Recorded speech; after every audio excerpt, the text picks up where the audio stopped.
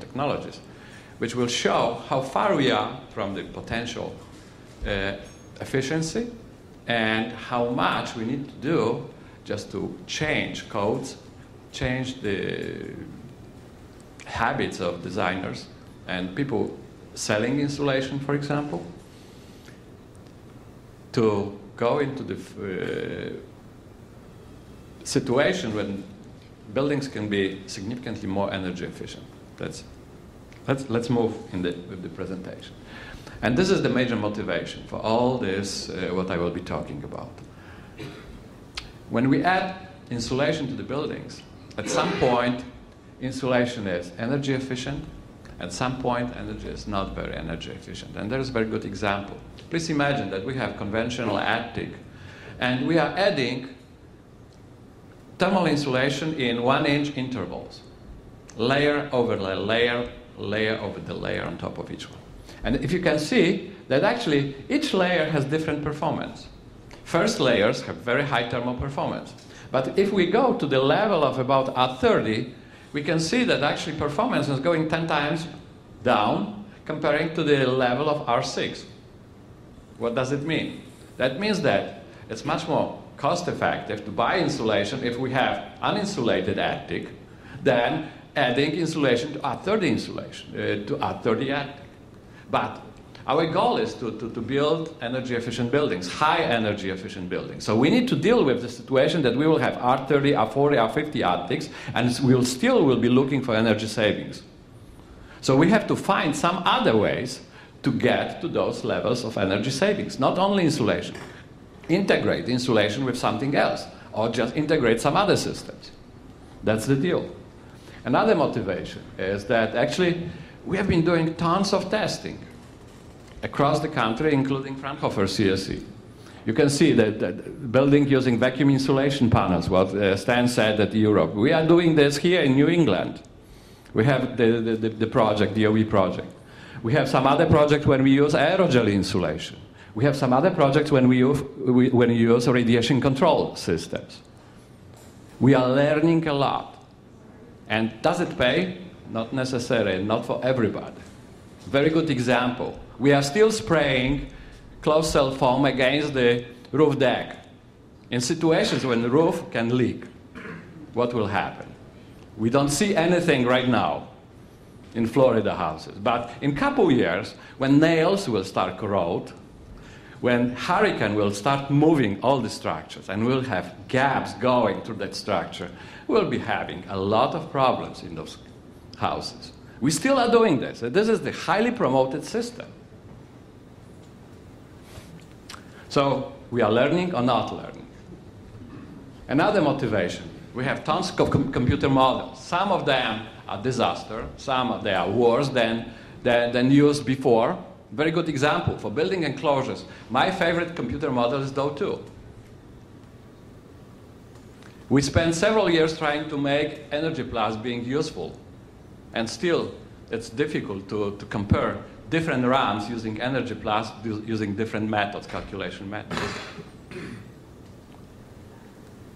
Now, I'm going to the system which is highly promoted, top-of-the-art system, structurally insulated panels.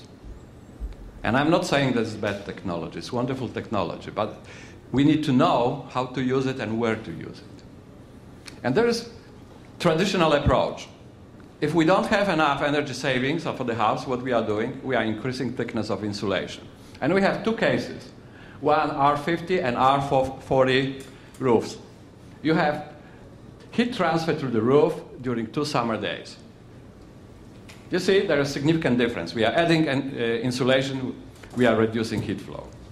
What will happen when we will compare this with conventional attic?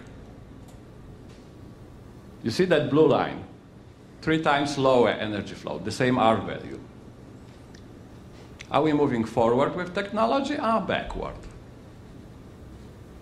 We need to know how everything functioning. And this is a good question, you know, just we have to go to school as engineers and figure out what's going on. You know, this is Building America supported design, and we have to go to school to realize that we have different boundary conditions.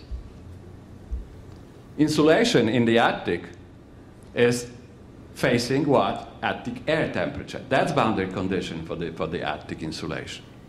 The same R50 insulation. Insulation in cathedralized system is facing roof surface temperature, correct? We have different species. And there is no way that they will function the same way. At the same time, we have the same standards, requirements. R50 means the same for all designs. And we have the same expectation. We have high expectations. So we need to learn something from those old designs. Sometimes old designs are better than new designs. And this is the example. Just measurement of the roof surface temperature during the summer and attic air temperature during the summer. You see how significant difference in temperatures. That's our boundary condition for insulation is. The same in the winter. You can see that blue line showing the night temperature going down. Significant different boundary condition for those. There's no way those systems will work the same way. So we still can do some other smart things with conventional attic. And that's what, if you go to the first presentation, that roof design for DOE, on DOE slides, I was part of the team developed that roof design. And there is still one patent pending coming from Oak Ridge National Laboratory on the way. You see, if we have conventional attic with R50, that attic is working pretty well comparing to the cathedralized systems, if you can see. But we can improve this attic, adding a little bit of extra insulation on top of the roof deck level. And you can see how important it is. We are cutting the whole heat transfer by 50%. Correct? Easy task, doesn't cost too much. We can do more. What will happen if we will have that configuration and we'll add phase change material on top of the attic insulation? You can see we're going into the level of the yellow lines. Another 50% reduction of the air of the heat flow. Easy task. We can achieve it. So as a result, we're going to a situation when we have the same R-value systems and one R100 R-value system, theoretical system, just put for the comparison. The first system on the left-hand side is just conventional attic, R50. Next, there is the system with the R50 plus little bit insulation on the roof deck level. You see how big differences on energy performance, more than 50%. Another system with PCM, another comparing those two systems about 20% difference. And then we have R100 system, which is very close to those systems which we are using R50 insulations. So insulation is not the major factor for highly insulating buildings. Energy efficiency for those buildings is integration. We need to know what we can do with different materials. We can use many different means. We can use insulation, we can use phase change material, we can use radiative control systems like radiant barriers. And if good engineers, they know how to use those means. Poor engineers are adding insulation. Okay, and here's the proof that this works. You know, one of the tests which I worked, I left Oak Ridge National Laboratory with this project running, and being part of the Fraunhofer team, I continued with this project. And if somebody is interested in performance of this system, please look for solar energy. The paper is coming right now, in probably next issue will be published on this research. Here is the proof.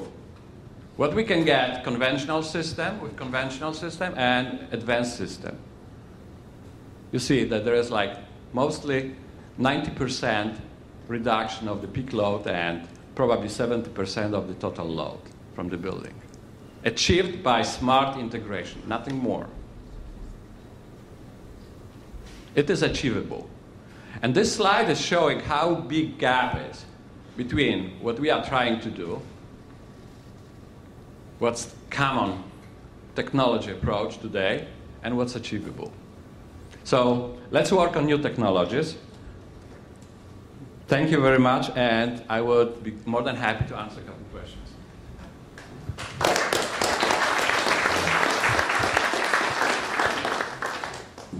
Thank you very much. We have time for a couple questions. Kristen, I noticed you have your hand up very quickly. Could you explain what PCM is? Phase change materials.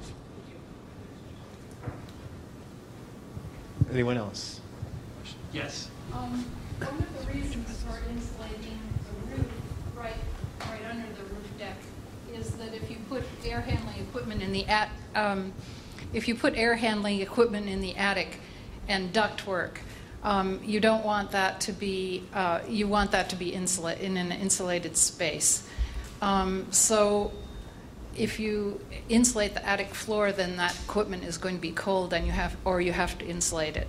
Do you have any comments on that, or should you just locate the air handling equipment in the basement? There's not the only one method moving air handling equipment into the conditioned space. So actually, by addition of this extra insulation on the attic, you are significantly changing the conditions within the attic space. So that part of the building is passively conditioned, because very often you have either controlled leakage to that space or uncontrolled leakage to the space. So in that way, this is enclosing that air conditioning equipment. You can also go to the work by Stephen Winter Associates. They spend a lot of time trying to encapsulate in different forms air handling units and air moving system in the attic without enclosing the attic. So there are several works done in that area. Great. That's all we have time for in terms of questions for Jan, but thank you again for a very thought-provoking talk. And please come here.